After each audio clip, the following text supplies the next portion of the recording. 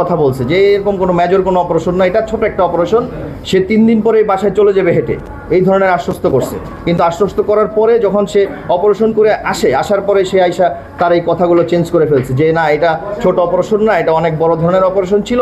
আমি ক্যামেরার মধ্যে যতটুকু দেখতে পারছি ততটুকুই আনতে পারছি, আমার চোখের বাইরে যেগুলো ছিল এটা আমি আনতে পারিনি, সেই ধরনের কথা বলছে আইসাই। এবং আমরা নিউরোলজি হসপিটালের কথা ওনার সাথে বলছি, উনি বললো যে আমি তো ওখানের ডাক্তার, আমার এই সিরিয়াল পাইতে 3 মাস লেগে যাবে, আর ওখানকার অপারেশনও ওরকম সুবিধাজনক অবস্থা ভালো না। হ্যাঁ, মানে উনি ওই প্যাকেজের টাকার হিসাব করে উনি আমাদেরকে এখানে অ্যাডমিট করাইছে।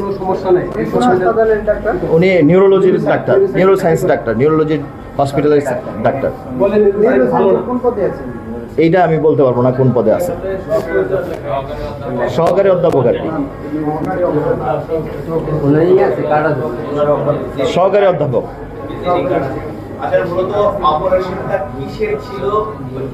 এটা একটা ব্রেন টিউমারের অপারেশন ছিল।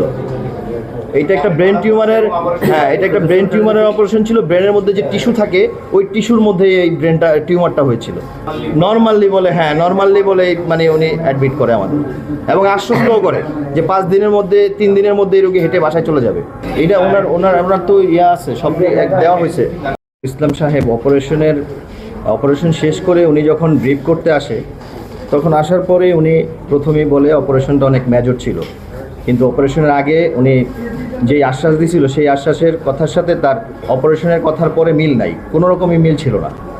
কারণ অপারেশনের আগে উনি একরকম বলছে, পরে অপারেশন করে এসেই সে কথা ঘুরাই ফেলছে।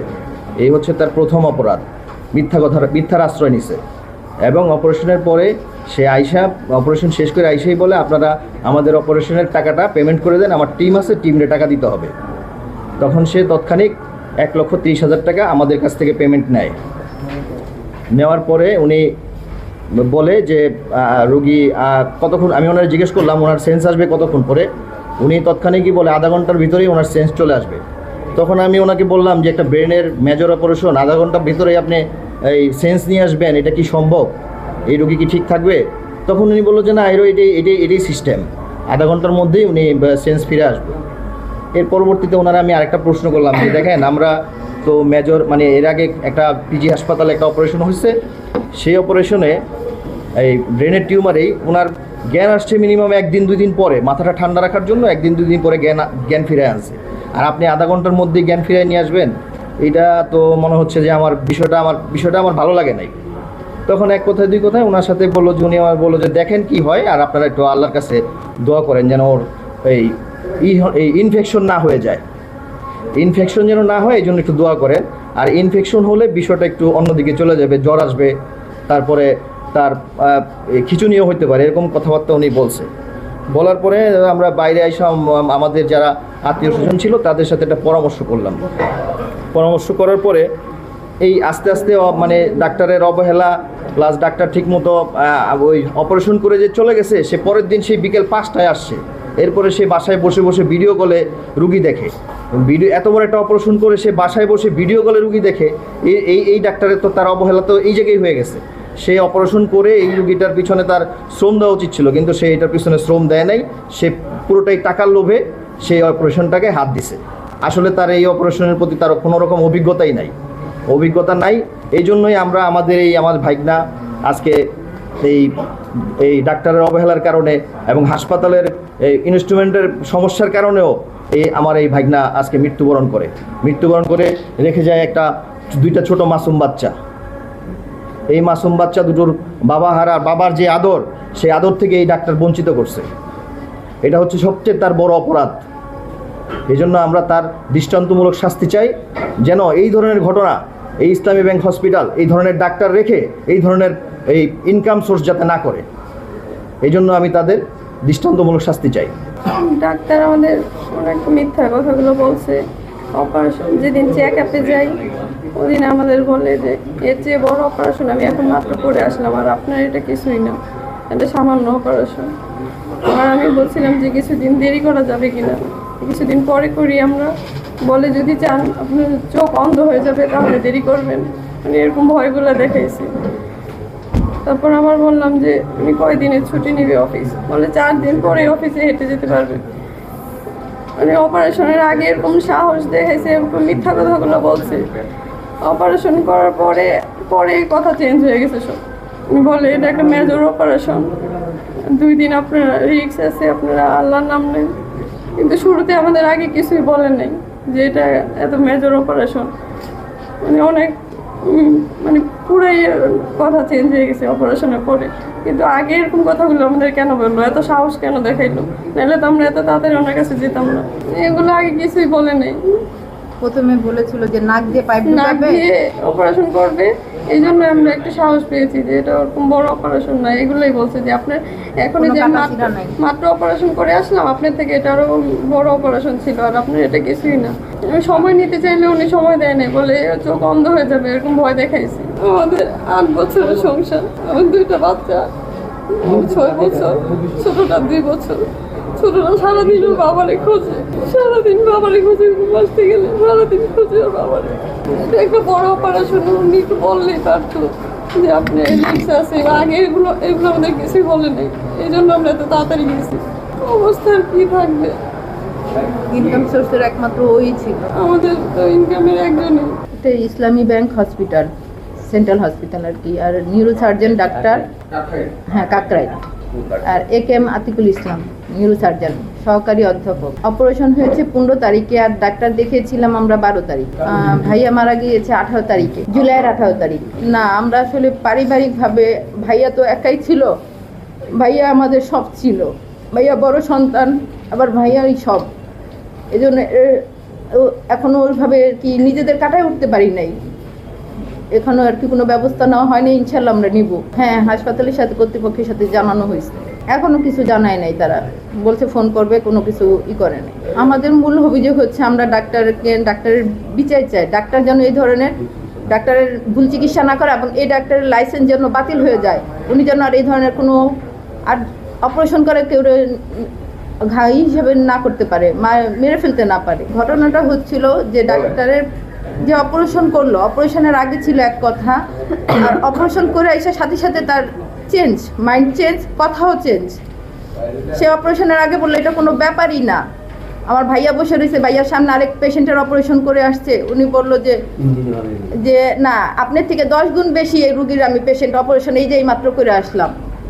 এতে আরো ভাইয়া আস্থা পাইছে। এরকম ভাবে আমাদের আশ্বস্ত করতে যে অনায়াসে আপনি 3 দিন পর থেকে হেঁটে অফিসে যাবেন, এটা কোনো ব্যাপারই না আপনার আমাদের কাছে। তারপরে অপারেশন করলো সে, অপারেশন করে এসে বলতেছে তার তো 2টা টিউমার, একটা টিউমার না। আমি একটা আনতে পারছি, আরেকটা ক্যামেরাতে যতটুকু পারছি ঠিক ততটুকু আনছি, আর কিছু রয়ে গেছে। এরপরে বললো আপনারা প্রায় 48 ঘন্টা আল্লাহর নাম নেন, কি হয়ে যায় কিছু বলার নাই, আল্লাহর নাম নিতে থাকেন। 48 ঘন্টা কেটে গেলে বিপদ কেটে যাবে। কিন্তু এই 48 ঘন্টার ভিতরে প্রথম দিন অপারেশনের পরে তো 1 ঘন্টার পরেই সেন্স ফিরে আনলো। 1 ঘন্টা পরে সেন্সে আসে, কোনো রকম একটু কথা বললো ভাইয়া, ওটাই উনি অতটুকু ভিডিও করছে, তখনই আবার সেন্স চলে গেছে। এরপর আর রাত্রে সেন্স আস্তে আস্তে অনেক দেরিতে আসছে। তারপরে ওরকম সেন্স না, অচেতনই। ওদিন রাত্রে অনেক বিরক্ত করছে, রাত্রেবেলা অপারেশন, রাত্রে মাথায় ব্যথা, ও অনেক যন্ত্রণা করছে। কিন্তু রাত্রে আমাদের কেউকে থাকতে দেয় নাই। অবজারভেশন রুমে শুধু সিস্টাররাই ছিল, অন্য কোনো ডিউটি ডাক্তারও লাগতো না, ডিউটি ডাক্তারও ওরকম কেউ থাকতো না। পরের দিন সকালবেলা এসে একই অবস্থা। সকালেও আমরা যে দেখি আর কি মোটামুটি একটু স্যুপ খাইছে, কোনো রকম একটু যাও খাওয়ানো গেছে। কিন্তু আস্তে আস্তে 12টার পর থেকে সে অচেতন হচ্ছে, সে তখন আর উঠতেছে না। ওরা বলতেছে যে ঘুমাচ্ছে, তো আপনারা ডিস্টার্ব করেন না, আপনারা পরে আসেন, এখন না তখন। এরকম করতে করতে ঘুরাইতে প্রায় রাত্র 9:30টার পরে যে আমি একটু স্যুপ নিয়ে গেলাম, পরে ভাইয়ারে জোর অচেতন, ও উঠতে পারতেছে না, ও কথা বলতে পারতেছে না, ওর নাক দিয়ে রক্ত পড়তেছে, টিস্যু দিয়ে সমানে রক্ত মুছতে হইতেছে। পরে ওকে একটু জোর করে স্যুপ খাওয়াইলাম যে ভাইয়া একটু স্যুপ খাও। তারপরে সিস্টার বড় 2টা ওষুধ নিয়ে আসলাম। এই অবস্থা, এই শোয়া অবস্থা, ওর মুখে ওষুধ দিচ্ছেন, ডাক্তার দিয়ে দিচ্ছে সমস্যা নাই, রুগী ভালো আছে। ও ওষুধটা খাইতেও পারলো না, ওষুধ গিলতে যাওয়ার গলার মধ্যে ঠেকে গেল, কাশ উঠে গেছে। পরে আমি বললাম যে একটা পরে খাবাইয়া, না পরে লাগবো না, তুই যে আমারে। তারপরে ওইটাও খাইলো কষ্ট করে, কিন্তু নাক দিয়ে রক্ত পড়তেই আছে। পরে সিস্টার বললো যে চলে যান, উনি ঘুমাক। এরপরে ওদিন রাত্রে অনেক যন্ত্রণা হয়েছে ওর, রাত্রে মাথায় একদম নাকের পাইপ টাইপ সব ওই দ্বিতীয় দিন রাত্রে সব খুলে ফেলছে। আর দ্বিতীয় দিনের পরের থেকে এই সকালবেলা থেকে একদম অচেতন, আর সচেতন হয় না, উঠেও না, কথাও বলে না, শুধু ঘুমাচ্ছে। সিস্টাররা বলে ওনার ডাক্তারের ভিডিও কলে দেখাইয়া আমরা চেঞ্জ করে দিছি, ওষুধ চেঞ্জ করে দিছে ডাক্তার, আপনারা উনি ঘুমাতে দেন, স্যালাইন চলতেছে। কিন্তু এর মাঝখানে প্রথম দিনে অপারেশনের পরের দিন আবার স্যালাইন খুলে দিয়েছিল। পরে আবার দ্বিতীয় দিন যখন আর ও নিজের কন্ট্রোল করতে পারতেছে না, সচেতন হচ্ছে না, তখন আবার ওকে স্যালাইন দেয়। এরপর আর উঠে নাই, আর সচেতনও হয় নাই, ওই অবস্থাতেই ছিল একদম রাত্র 8টা পর্যন্ত। এর ভিতরে ডাক্তারকে আসার জন্য বলাতেও ডাক্তার আসে নাই, ডাক্তার আসতে আসতে রাত্র 8টা বাজে আসলো। এবং তখন আইসা উনি বললো যে আপনাদের রুগীর তো এইসব অপারেশনের রুগীর তিনটা হয়, সময় রক্তের সোডিয়াম কমে যায়, জ্বর আসে। ভাইয়ার সবগুলোই নাকি একসাথে হয়েছিল, এই জন্য সমস্যা হচ্ছে। আমি ওষুধ দিয়েছি, ওষুধে না কমলে মাথায় একটা ফুটা করতে হবে। সেই ফুটাটা সে নাকি ড্রিল মেশিন দিয়ে করছে ভাইয়ার মাথায়। তখন তাকে সেন্সলেসও করতে পারে নাই, কারণ একবার সেন্সলেস হয়েছে ওটাই তো কাটে নাই শরীর থেকে, আবার দ্বিতীয়বার করলে আর তখনই আমার ভাই পড়ে যায়। তারপরে তাকে সচেতন অবস্থায় তাকে মাথায় ড্রিল মেশিন দিয়ে একটা ফুটা করেছে, যাতে মাথার থেকে পানিগুলো বের হয়ে যায়। এইটুকু করে রাত্রে 11টা সাড়ে 11টার দিকে চলে গেল, আর আসে নাই। পরের দিন শুক্রবার দিন সকালে তো দমই শেষ, আর তো কিছু করার নাই। ও কোনো ব্যবস্থা নেয় নাই, ও কোনো বিকল্প ডাক্তার আনে নাই যে আরেকটা বড় ডাক্তার আনি, কেন এরকম হচ্ছে একটু দেখাই। তারপর 18 তারিখে সকালে যখন আমার কাকু যায় দেখে ও বড় বড় করে শ্বাস নিচ্ছে, আমার কাকু যে চিল্লাচিল্লি করে যে কোনো ডাক্তার নাই, কিছু নাই। এই অবস্থা আমার রুগীর আইসিইউতেও কেন নেন নাই। পরে চিল্লাচিল্লি করাতে পরে কাকুর কথা মতো পরে আইসিইউতে নেয় ওরা। ওই ডাক্তারে যে শ্বাস নিতে হারাতে ফোন করার পরে কিন্তু তারপরেও এই ডাক্তার আর আসে নাই, উনি কোনো পদক্ষেপই নেয় নাই এই বিষয়ে। যে আমি রুগী অপারেশন করলাম, রুগীর অপারেশনের পরে যে পর্যায়ক্রমে যে ট্রিটমেন্টটা রুগীর পাওয়ার দরকার, এই যে অবহেলা যে করলো, উনি কোনো ট্রিটমেন্টই পায় না। অপারেশনের পরে যেগুলি দরকার সিকিউরিটির জন্য, তার অবজারভেশন রুমের এরকম নোংরা অবস্থা, আইসিইউ রুমের এরকম নোংরা অবস্থা হাসপাতালের। আমাদের আসলে এই হাসপাতাল সম্বন্ধে কোনো ধারণাই ছিল না যে এরকম নোংরা পরিবেশ এই হাসপাতালে। আমাদের দাবি হচ্ছে আমরা এই ডাক্তারের বিচার চাই। উনি যে এই যে অবহেলা করলো, এরকম করে যেন আর কোনো অবহেলা করে আর কোনো ভাই বা বাবা বা বোন কারো যেন মৃত্যু না হয়। এই জন্য উপযুক্ত শাস্তি যদি এই ডাক্তার না পায়, তাহলে পরবর্তীতে দেখা যাবে আবারও সেই একই পুনরাবৃত্তি ঘটতেছে। এর জন্য উচিত বিচার চাই যে ওনার হয়তো ওনার ডাক্তারি লাইসেন্স যেন বাতিল হয়ে যায়, যেন ওনাকে দেখে অন্য ডাক্তারও সচেতন হয় যে না, ওনার এই ভুলের কারণে এরকম শাস্তি পাইছে, আমরাও সচেতন হই, আমরা যেন অবহেলা না করি। আমরা সাধারণ মানুষ, আমাদের বোঝার ক্ষমতা নাই ডাক্তার কিভাবে আমাদের ট্রিটমেন্ট করবে, ডাক্তার কি ট্রিটমেন্ট করবে। ডাক্তারই এটা ভালো বুঝে। ওনারা যদি আমাদের প্রতি সদয় না হয়, আমাদের যদি এরকম করে, যেই অবস্থা আমরা সাধারণ মানুষরা ভুক্তভোগী হইতেছি ওনাদের ভুল ট্রিটমেন্টের কারণে। ওনার যে ভুল ট্রিটমেন্ট করছে এটা কিভাবে বুঝলেন? উনি অবহেলা করছে প্রচুর পরিমাণে। উনি বলতে পারতো যে আপনার আরেকটা এমআরআই করান, শুনি সেটা বলে নাই। উনি একটা টিউমার বললো এমআরআইতে, অপারেশন করে বলতেছে 2টা টিউমার। ওনার তো এগুলো আগে খেয়াল করা দরকার ছিল।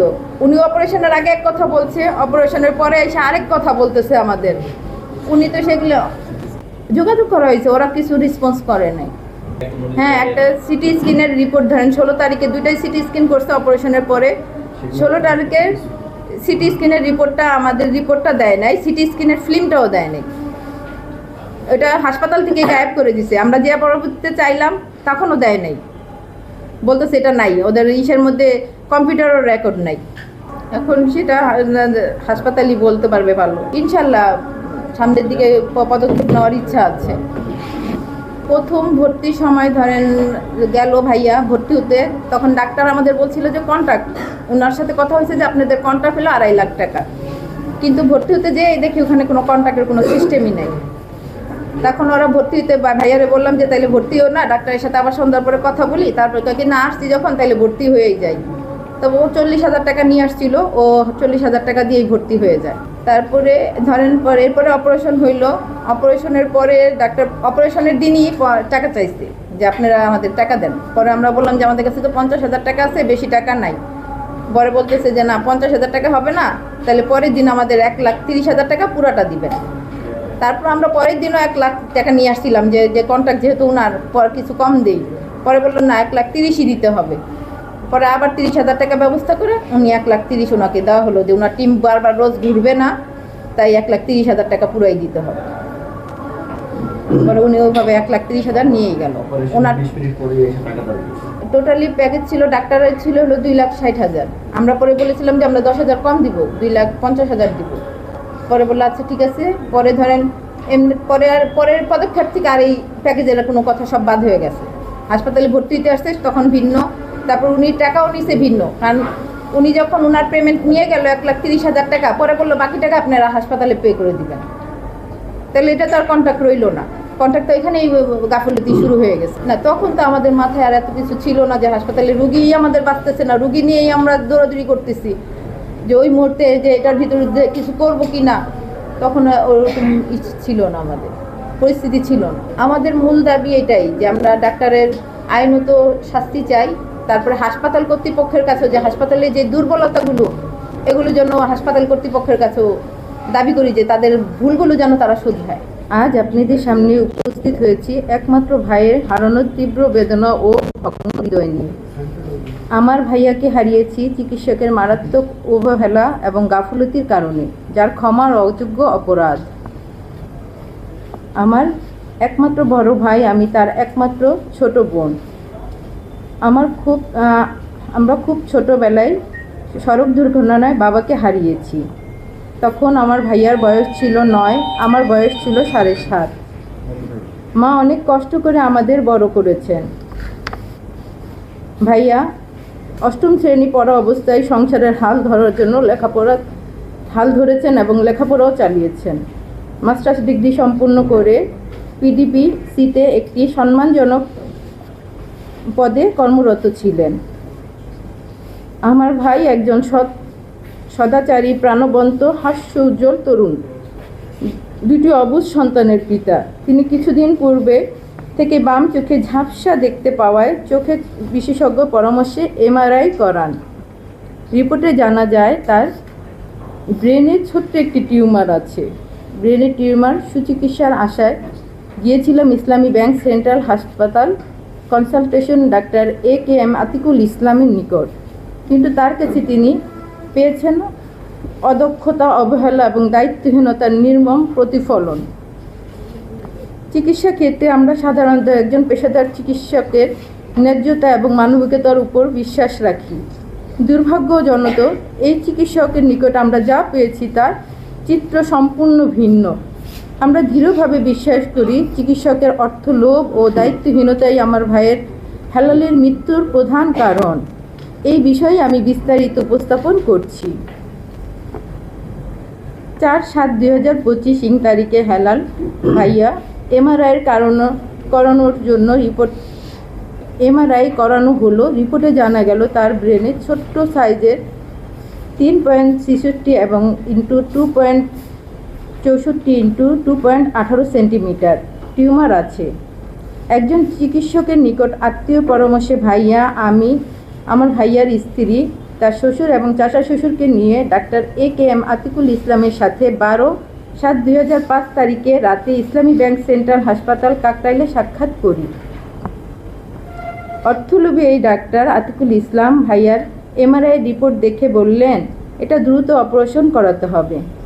নাকের ভিতরে একটা পাইপ দিয়ে অ্যান্ডোস্কোপি সার্জারির মাধ্যমে টিউমার তিনি অপারেশন করেন। এটা একটা মাইন্ড অপারেশন, এতে কোনো কাটাছেঁড়া বা ঝুঁকি নেই। তিনি জাপানে প্রশিক্ষণপ্রাপ্ত বাংলাদেশে নিউরোসার্জন।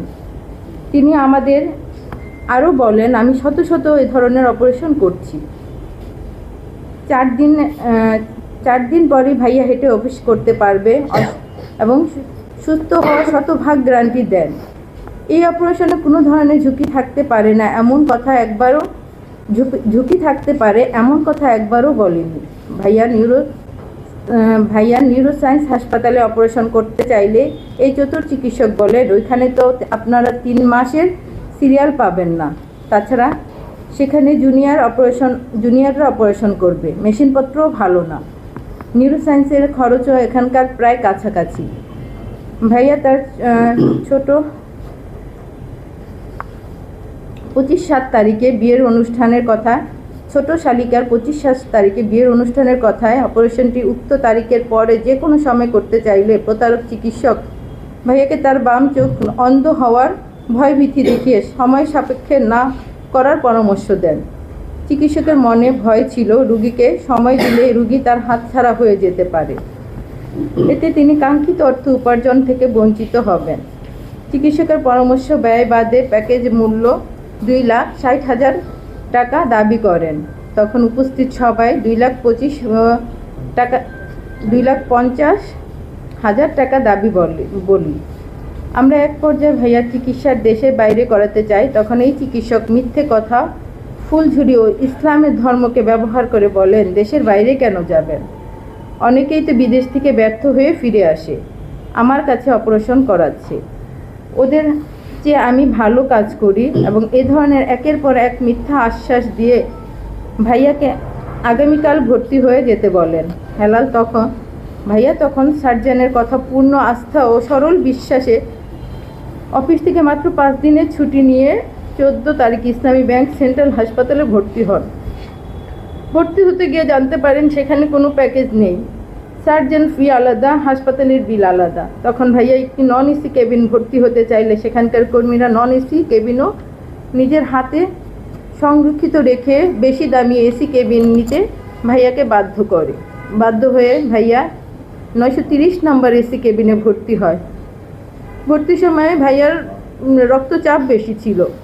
পরের দিন 15/7 তারিখে তার রক্তচাপ বেশি ছিল, কিন্তু অন্য সকল পরীক্ষার নিরীক্ষার ফলাফল স্বাভাবিক ছিল, অর্থাৎ মাথা ছোট্ট টিউমার ছাড়া আর কোনো সমস্যাই ছিল না।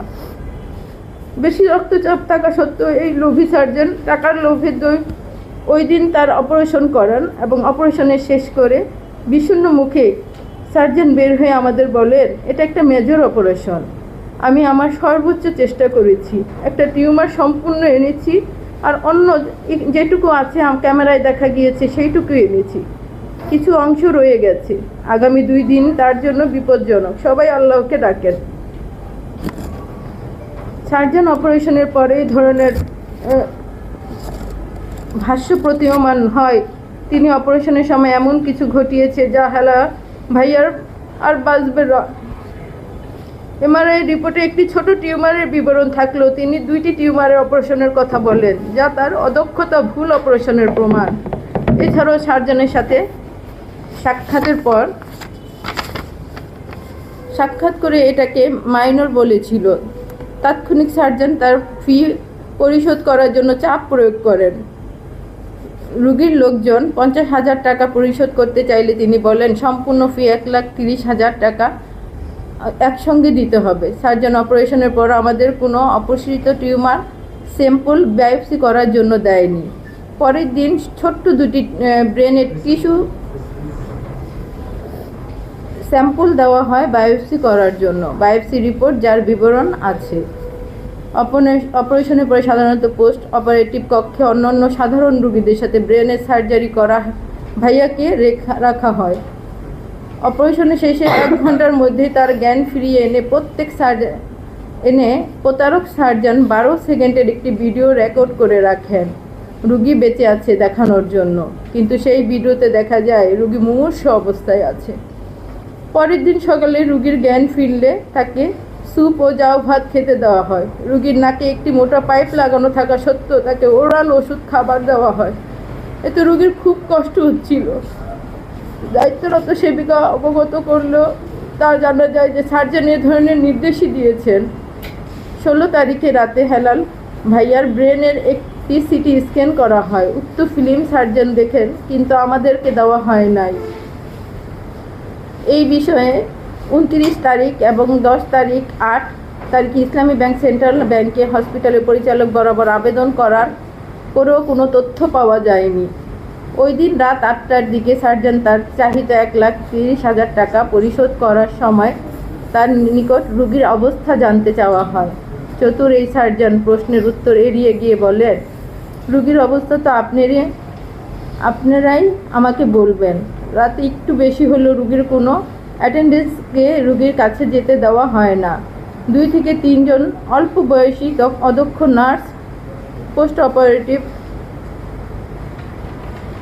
ডিউটিরত ছিলেন।